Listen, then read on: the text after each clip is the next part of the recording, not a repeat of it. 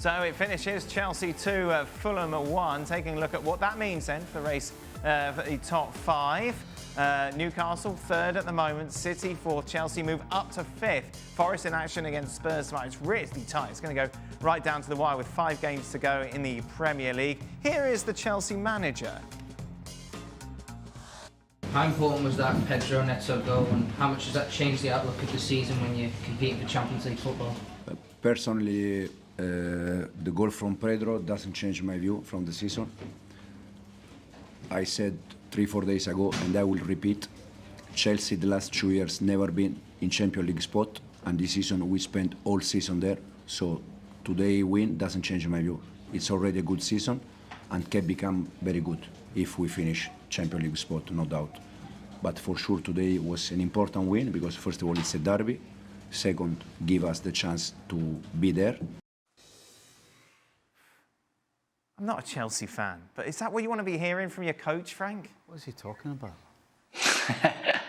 Not really. But he's right in a way that it's been a while since Chelsea has been in a Champions League spot. That's the truth. But because of who? Because of the changing of tactics, I think, in the board when you want to go for the trading business. But that's true that.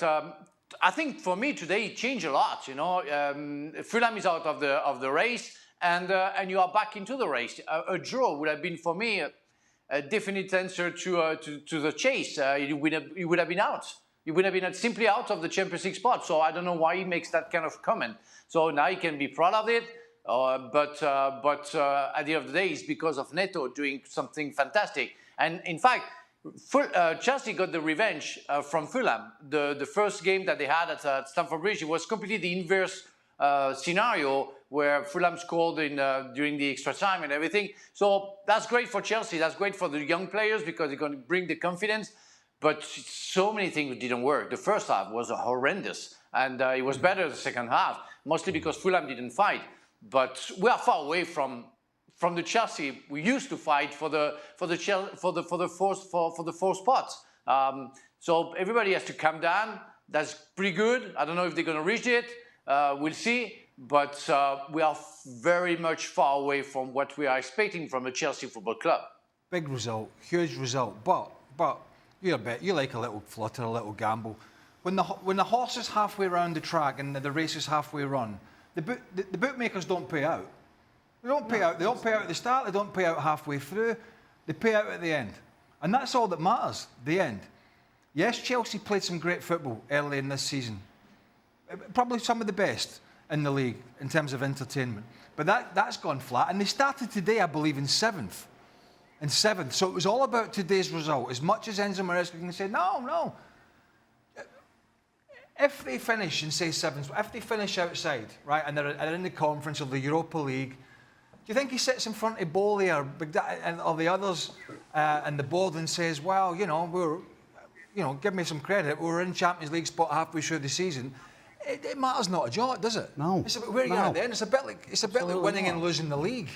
It doesn't count where you are in the middle of the season. I'm stating the obvious, but that's kind of what he's saying here. You know what? What I want him to, if I'm a fan, I want him to say, we've got ourselves in a great position now. Fate's in our hands. We've got 6 finals. If we can get the results, then we can be in the Champions League next season. That was so dour and kind of like, well, no one thought we were going to be here. We've done brilliant. It's like, what are you doing? So what? Chelsea the last 3 years haven't been in Champions League. That's the reason you were brought here.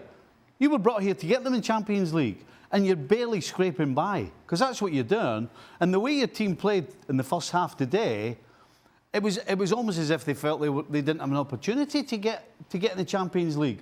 Somehow he got them going at half time because they were a different team in the second half. In terms of desire, they didn't play good football, but the desire was there, and just sheer effort and commitment is what got them through. In terms of the way they played, I mean, Cole Palmer, I was actually looking around the field halfway through the second half to see if Cole Palmer had been taken off. I thought I'd missed it. But the way they're playing, you can't rely on them every time they turn up right now that they're going to win a game, because they're not a team. And they got by today because of Neto's just individual brilliance. Yeah, he was good. He's another one out of the Guardiola school of sort of, I don't know, anger or frustration or, almost as if, don't ask me. You know, Arteta's the same. Another one that's worked under Guardiola at times. I'm not on today, but, you know, in times when he's been questioned and he's come out with some stuff. You remember Guardiola after he beat Bournemouth in the FA Cup quarter-final? 7 semi-finals in a row. And he was questioned about the job and how his team did well to come back. And he went off on about how incredible these semi-finals. Incredible. You know, you're questioning me. And Maresca's almost saying, you're questioning me. We were in the top 4 2 months ago, 3 months ago, 4 months ago. I mean, it's kind of missing the point. At the end of the day, he'll be judged on where he is when the season finishes. But again, I go back to that point. He's not going to sell himself for the next 2 or 3 years as a Chelsea manager if they're 6th or 7th. That's almost what I feel like he's doing. He's like trying to remind everyone, look, the bar was so low at the start of the season. Don't expect us to do anything special. But what gets me is there, and this is undeniable, there has been a definitely huge tail-off in the way they go about getting their victories. Mm-hmm. It is, and there is and we've talked about this before, there is an element of his previous club in there where they were outstanding for 6 months, Leicester, and then fell over the line to get up into the Premier League, with even Leicester fans calling for his head. You know, I'm not suggesting that was right, but, you know, that's kind of where their form was. And Chelsea's form is very, very similar. Outstanding when he's first come in. In fact, it took us aback. We're going, my God, he's getting Jackson playing. Look at this. Look at the speed they're playing at. And somehow that has sort of evaporated back into this sort of pedestrian performance. They deserve to win the game today. Second half. Second half, don't get me wrong. Second half. Marco Silva dropped the ball here. He had a striker up front who was flagging, who was knackered, and Raul Jimenez. He hasn't had many games. And it was gone 80 minutes, I think, before he took him off. So they couldn't get out. I like when you looked at your watch. Just seeing when the end of the show was. And they couldn't get out. And so the pressure just kept coming and just kept coming. Go on, Frank. No. I really think, and I was just thinking that all coaches who are going to the post-game speeches at the end of their own games have to calm down and to show a little bit of humility. This season is really an off-season for Premier League to even fight for the 4 spots in the Champions League. It's already saying that you're not doing the job. I mean, Liverpool did the job. Arsenal did a little bit of the job. The rest, and we put Nottingham Forest out, of course, but the rest, and maybe Newcastle, but we see the result of Newcastle today again. They are showing so much inconsistency that you cannot rely on that season and say, oh, we were doing good like 4 months ago. Now we had 2 days ago, we had a good game, and now we are back to our best. No, shut up, because right now it's a big mess. The Premier League this season hasn't been so messy that I ever seen. So that's crazy for me. And that's the first time that I'm a little bit concerned about the Premier League, really, that season. Yeah, that's why Aston Villa was such a shining light yesterday. Well, how Manchester United wish they were in the conversation to be finishing in the top 5. Oh, do you want to? Oh, we take a look at Chelsea running. Okay, we're gonna have a look at Chelsea running. There it comes. Sorry. Oh, the top 5 again. He's freaking infatuated. Good luck. With it. This wasn't on purpose. Chelsea running. There you go.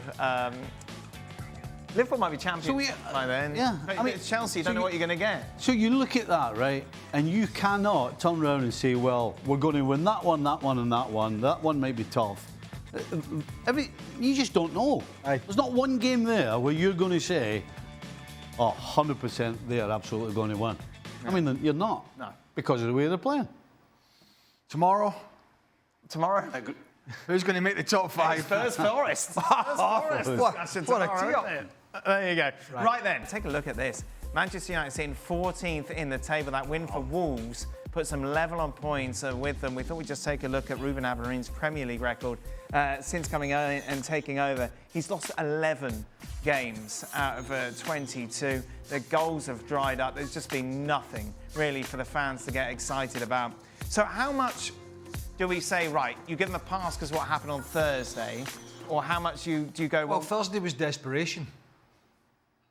Thursday they were gone out of that as well. Yeah. Until they had no choice. That's not about training ground stuff. That's not about tactics or something. That's just about turning to your bench and going, right, just throw on what I got, get the defenders up. Yeah, Maguire centre forward. So that's just one of those. I suppose the question would be for United fans, how much is this Europa League run going to mask over the rest of this garbage? Yeah. Because that's awful.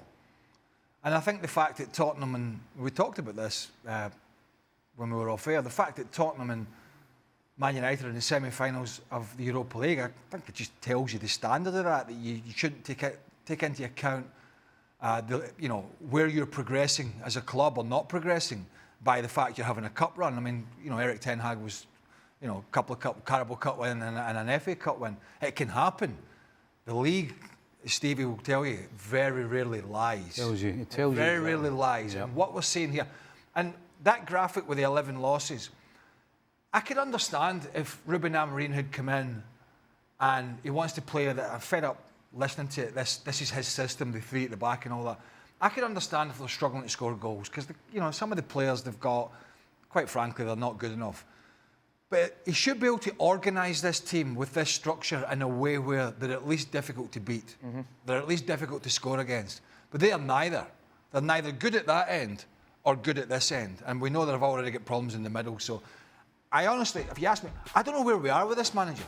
I don't know. I can only imagine what... I'd love to be a fly in the wall at a board meeting and listen to how they're discussing how they're going to progress, how he's progressing and how they go forward. I'd love to know what the plan is to get out of this mire. I don't know. I don't think, again, why are we supposed... We said it after Lyon, that enjoy the next few days because it's going to give everybody a smile on their face, but unfortunately, you're going to have to play another game. Right. And then we'll be back to where we were. And surprise, surprise, that's exactly it. I mean, I'm listening to Craig and I'm thinking, Postecoglou is going to lose his job because of what's going on at Tottenham right now. Mm-hmm. What's the difference between what's going on at Tottenham and what's going on at United? There's absolutely no difference. So then why should Amorim be safe? But then... I suppose just because of what's length of time, what he's taken over from, isn't it? Well, yeah, but you've got to question the manager. It's one thing, and I agreed to begin with that him playing his system that he wants to play is going to be a good idea because the ones that he's going to keep, they'll know it, and then when he brings in other players, they'll be able to join in, and then it becomes a little culture, and that's how the club goes. But there comes a point when you can't win a game and you're losing so many games that you have to change. And it's exactly what we said about Ange Postecoglou. There comes a point where you can't play lovely, open, attractive football, which, by the way, United haven't even done. You have to change, and he's not changing. And 100%, if you're on the board of Manchester United and you're sitting there and you're not asking questions and saying, hold on a minute, we got rid of one manager, but this next manager has made us worse. Yeah. Because this team's worse under Amorim than it is under Ten Hag. Which is interesting, because the opposite has happened at Wolves. In the sense that they made the switch, didn't they? Yep. And there's been no big change there. You've still got the same squad of players, yet it's 5 wins in a row for them now. And it shows that a good manager coming in can make a difference with a bad squad. Yeah. I already thought they had decent players. I mean, Gary O'Neill, to be fair to him, the year before, got a very good tune out of them. And then, for whatever reason, there just seemed to be disharmony. And they were not playing well. And then Vida Pereira comes in, he gets the early manager bounce, then loses it a little bit, but then they're obviously working away and gets it back. 5 games in any league, particularly the Premier League, when you're a team in the bottom half, 5 wins in the spin is excellent. So you can make a difference. Exactly, that's what it's saying. That's what your coach can make. He can make a difference. And I think the worry for United is the supporters will all be thinking and looking, who are we going to sign? Who? And I get it. But that one of the biggest concerns I would have is, how can we get the bulk of these players out?